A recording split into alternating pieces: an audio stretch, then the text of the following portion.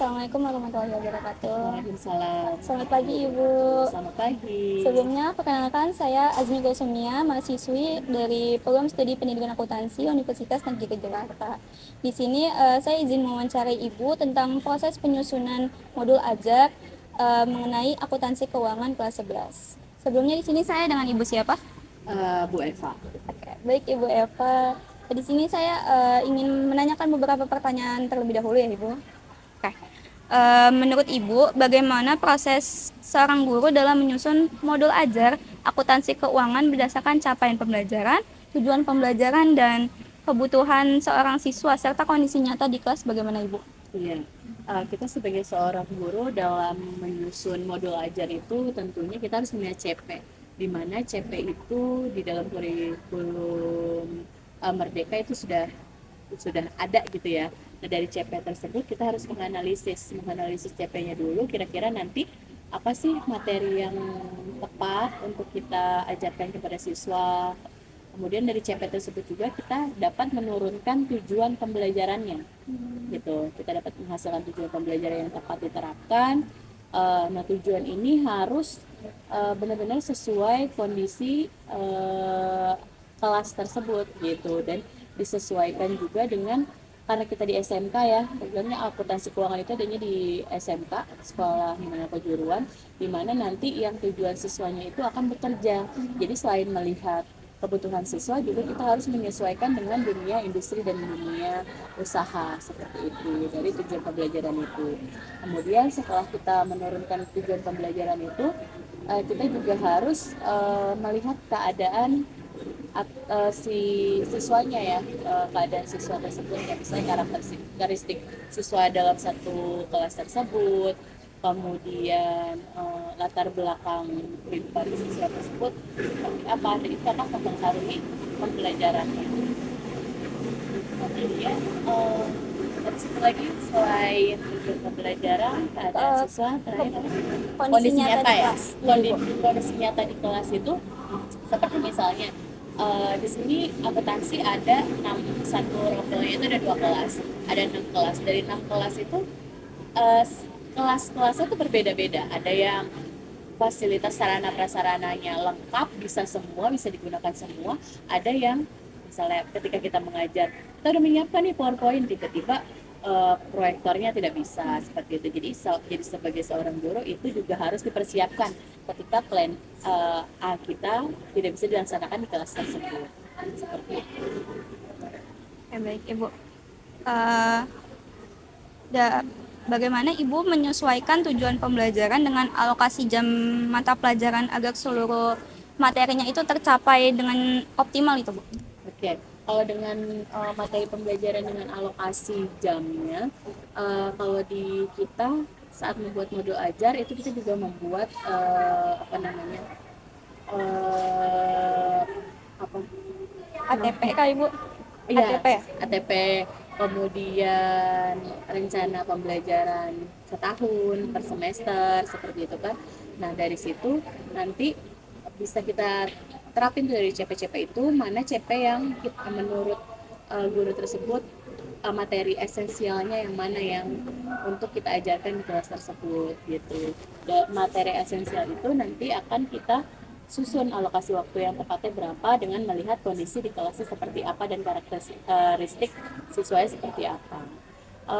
Pengetahuan awal siswa itu juga berpengaruh dengan kira-kira alokasi di materi ini berapa ya, gitu. Misalnya kalau di akuntansi keuangan itu kan ada rekonsiliasi bank. Nah, biasanya di materi rekonsiliasi bank itu anak-anak agak kesulitan di situ karena butuh analisa yang lebih daripada materi yang lainnya. Kemudian selain rekonsiliasi bank itu juga ada materi utang jangka panjang. Di situ biasanya juga siswa-siswi agak membutuhkan waktu yang lebih lama dibandingkan materi yang lainnya. Seperti itu.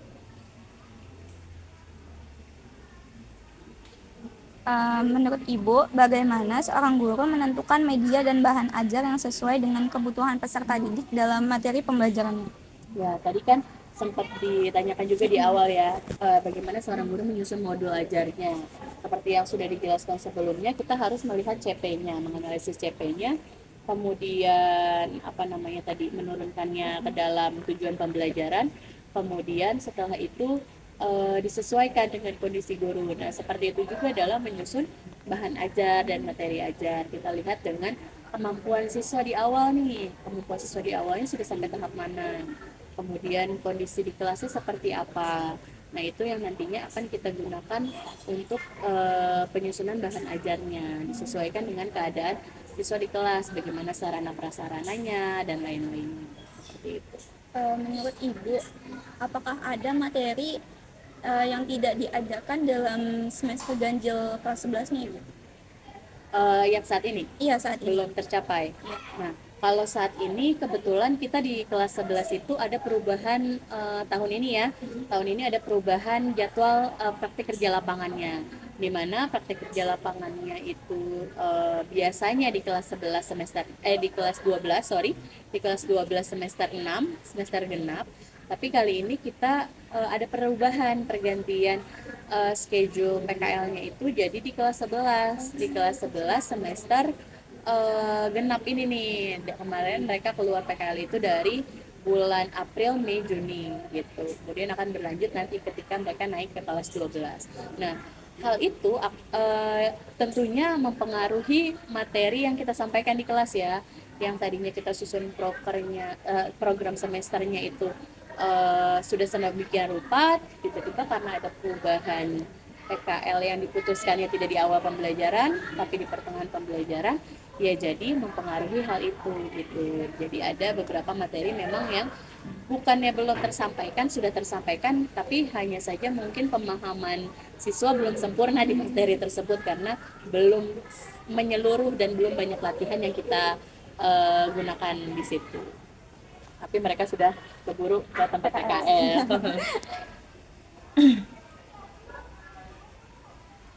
Menurut Ibu, kendala apa yang sering dihadapi seorang guru selama pembelajaran teori maupun praktik berlangsung? Pembelajarannya contohnya ya kendalanya kayak misalnya tadi dijelaskan kan kondisi kelas ya, kondisi kelas kayak misalnya kita udah nyiapin materi nih PowerPoint, tapi ternyata PPT-nya proyektornya di kelas itu tiba-tiba rusak seperti itu. Nah, itu kan pasti akan mengubah sistem pembelajaran kita kan yang ada di kelas tersebut. Yang tadinya udah kita siapkan semaksimal mungkin gimana caranya pakai PowerPoint itu siswa menjadi lebih paham gitu, tapi kita harus mengubah itu gitu dengan keadaan seperti itu. Atau yang kayak tadi ada perubahan kurikulum atau perubahan waktu pembelajaran yang tadi, yang tadinya PKL-nya kita setting di semester 6, tiba-tiba dia ada di semester 4 ketika mereka kelas 11 ini, yang mana pasti akan mempengaruhi pembelajaran kita di kelas seperti itu. Kalau dari siswanya sendiri, apakah ada kendala, Ibu? Iya ya, pastinya karena misalnya mereka menyelesaikan materi rekonsiliasi bank itu harusnya dalam 1 bulan gitu atau beberapa kali pertemuan, misalnya 8 kali pertemuan. Tapi ini kita kebut hanya misalnya dalam 4 kali pertemuan, padahal materi tersebut seharusnya membutuhkan waktu ya? lebih banyak, lebih panjang dari itu seperti itu. Menurut Ibu, apa yang biasanya dipersiapkan guru sebelum melaksanakan pembelajaran berdasarkan modul ajar yang sudah disusun? Berdasarkan modul ajar yang sudah disusun, ya kita sebagai seorang guru kan menyusun modul ajar itu bukan maksudnya bukan sebelum masuk kelas minggu ini nih terus ibu nyusun modul ajarnya, tapi kan pasti di awal ya, di awal semester, di awal tahun ajaran baru kita nyusun semuanya. Nah, langkah efektifnya sebelum kita masuk kelas kita baca lagi modulnya gitu. Misalnya ibu mau masuk ya tadi rekonsiliasi bank, ibu baca lagi modul yang berkaitan dengan rekonsiliasi bank itu, baca lagi langkah-langkah efektifnya seperti apa untuk materi tersebut gitu, agar nantinya di kelas CP-nya tercapai, tujuannya tercapai, ya pembelajarannya bisa jadi lebih efektif dan sesuai dengan tujuan yang relevan nanti di dunia industri dan dunia usaha seperti itu. Baik Ibu, segini aja pertanyaannya. Mungkin nanti akan ada pertanyaan lagi. Untuk kali ini saya cukupkan ya Bu. Terima kasih Ibu atas pertanyaan. Sama-sama.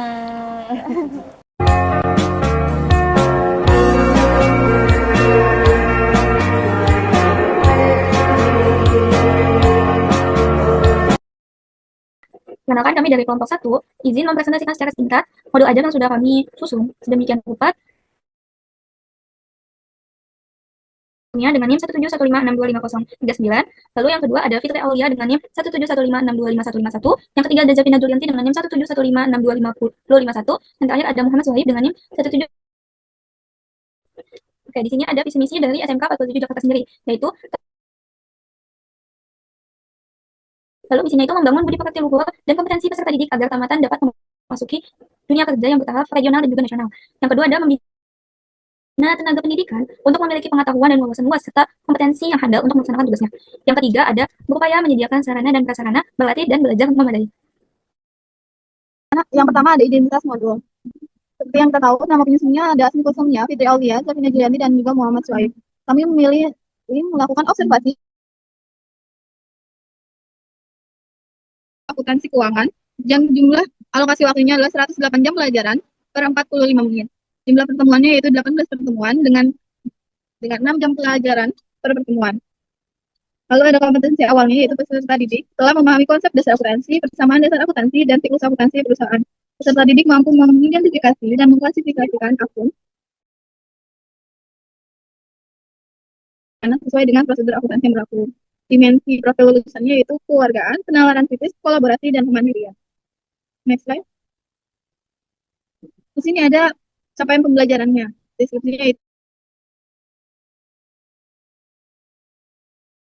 mindset, penyajian laporan harga pokok produk, serta analisis berbagai jenis ekuitas entitas, yaitu perbedaan ekuitas perorangan, firma, PT, CV, dan koperasi.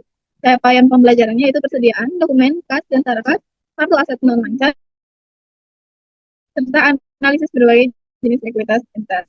Lintas disiplin ilmunya yaitu elemen pembelajaran ini dapat diintegrasikan dengan disiplin ilmu, matematika, dan makna. Melalui pembelajaran ini diharapkan peserta didik dapat memahami bahwa akuntansi keuangan berperan penting dalam proses pencatatan, pengelompokan, dan penyusunan laporan keuangan secara sistematis. Melalui pembelajaran ini, peserta didik diharapkan mampu menerapkan konsep akuntansi dalam kegiatan usaha maupun kehidupan sehari-hari sebagai dasar pengambilan keputusan yang tepat dan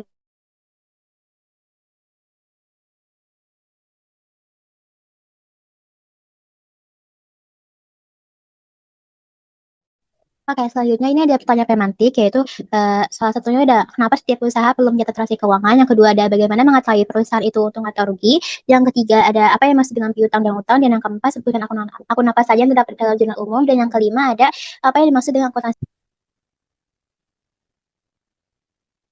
Nah, di sini ada persiapan pembelajaran juga. Jadi, kita tuh melakukan pengecekan pelengkap pelajaran seperti modul ajar, KPD, media, dan instrumen asesmen. Dan yang kedua ada melakukan asemsi serta kesiapan peserta didik sebelum melakukan pelajaran dimulai. Yang ketiga, menyiapkan sarana media dan contoh dokumen transaksi yang akan digunakan dalam pembelajaran. Nah, di sini ada kegiatan pembelajaran. Di sini kita ada kegiatan awal, kegiatan inti, dan kegiatan akhir. Di kegiatan awal, kita melakukan seperti pembiasaan, seperti kayak menjawab salam, terus berdoa, dan pertanyaan pertanyaan untuk memajukan bab yang akan dibahas. Lalu ini ada kegiatan inti, ada orientasi masalah, terus mengorganisasi belajar, mengaplikasi, merefleksi. Terus ada kegiatan akhir, ini seperti penutup, dan mengajak peserta untuk merencanakan pembelajaran selanjutnya. Sini ada kita membuat sampai 16 pertemuan, 18 pertemuan, yang dimana ada 3 materi yaitu utang, piutang, dan persediaan. Di sini ada asesmen diagnostik, yaitu yang nomor 1 seperti menurut pemahamanmu apa fungsi pencatatan transaksi keuangan bagi perusahaan. Yang kedua, unsur-unsur dalam akuntansi yang kamu ketahui. Yang ketiga, apa yang maksud dengan persediaan. Dan yang keempat, contoh transaksi. Yang kelima, kenapa perusahaan perlu mencatat dan mengolah persediaan dengan baik. Nah, selanjutnya ada asesmen formatif juga. Ini itu berupa penugasan dengan LLAPD yang telah dilampir dalam modul ajar ini. Terus ada asesmen formatif juga. Ini berupa instrumen seperti Google Form dan What dan aplikasi lainnya. Di sini juga ada remedial dan pengayaan. Jadi seperti peserta didik yang belum mencapai tujuan pembelajaran dengan maksimal, ini tuh diberikan kegiatan seperti remedial berupa pembelajaran ulang. Lalu sementara itu Sementara itu, peserta yang udah mencapai kompetensinya akan diberikan kegiatan pengayaan melalui studi kasus dan proyek lanjutan. Di sini ada refleksi siswa dan guru. Jadi seperti pada akhir pembelajaran, peserta didik itu melakukan refleksi untuk mengevaluasi pemahaman, kesulitan, dan pengalaman belajar. Dan guru itu juga melakukan refleksi terhadap efektivitas strategi pembelajaran yang telah diterapkan. Selanjutnya di sini ada pembelajaran. Nah, di sini tuh kami susun yang berisi elemen capaian pembelajaran, konten, tujuan pembelajaran, kode tujuan pembelajaran, alokasi waktunya, dan juga kelas per semester. Nah, di elemen sendiri ini kami menyusunnya itu untuk akuntansi keuangan.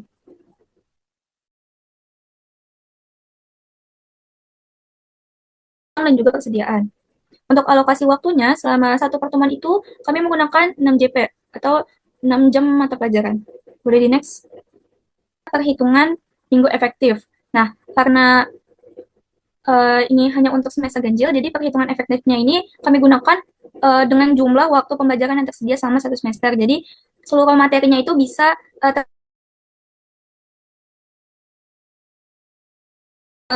jumlah minggu efektif yang kami buat itu sebanyak 20 minggu. Boleh di next. Nah, selanjutnya di sini ada panduan asesmen. Nah, panduan asesmen ini itu berisi, yang pertama ada asesmen diagnostik. Nah,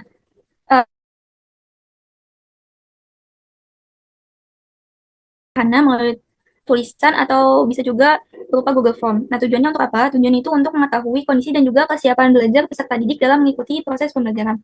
Lalu yang kedua ada asesmen formatif. Nah, asesmen formatif ini tuh diberikan berupa lembar aktivitas peserta didik.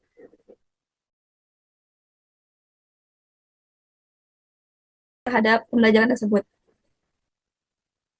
Lalu yang ketiga ada asesmen sumatif. Nah, asesmen sumatif itu diberikan dalam bentuk KKTP atau kriteria ketuntasan tujuan pembelajaran melalui proyek yang dinilai berdasarkan sesuai dengan capaian kriteria yang persediaan. Di sini kami menentukan nilai KKM-nya itu sebesar 78. Lalu berikutnya ada bahan bacaan dan juga lembar kerja siswa. Nah, di bahan bacaan dan lembar kerja siswa sendiri, kami menggunakan buku akuntansi keuangan fase F untuk SMK atau MAK kelas 11 kurikulum merdeka oleh Dwi Harti penerbit Erlangga. Lalu yang kedua ada buku akuntansi keuangan untuk SMK atau MAK kelas 11 oleh Sumiati dan Yatimatun Nafiah dari Grasindo.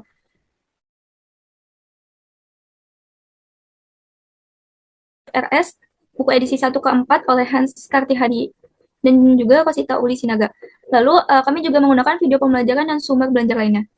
Nah, di sini kami juga memuat materi yang akan kami bahas. Di sini ada piutang, pengakuan pencatatan piutang, lalu ada dokumen yang digunakan dalam piutang, terus ada prosedur dalam piutang, konfirmasi saldo piutang, penilaian, penghapusan, metode penaksiran, dan faktor-faktor yang mempengaruhi. Lalu dalam piutang kami sendiri memuat isi pengertian, karakteristik, macam-macam. Lalu ada jenis-jenis, utang jangka pendek, jangka panjang, pengelolaan, prosedur, dan juga yang ketiga ada persediaan. Nah, persediaan sendiri ini kami lembar-lembar rugi dan juga penilaian persediaan.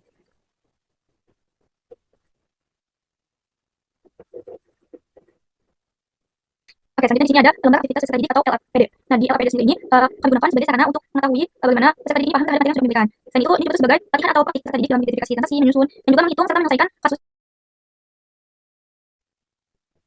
Boleh next lagi.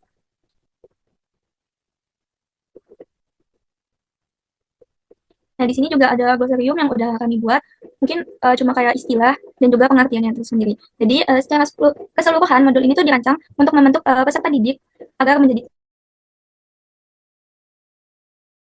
akuntansi keuangan yang sesuai dengan kebutuhan dunia kerja dan dunia usaha. Mungkin sekian dari kami. Kurang lebihnya mohon maaf. Assalamualaikum warahmatullahi wabarakatuh.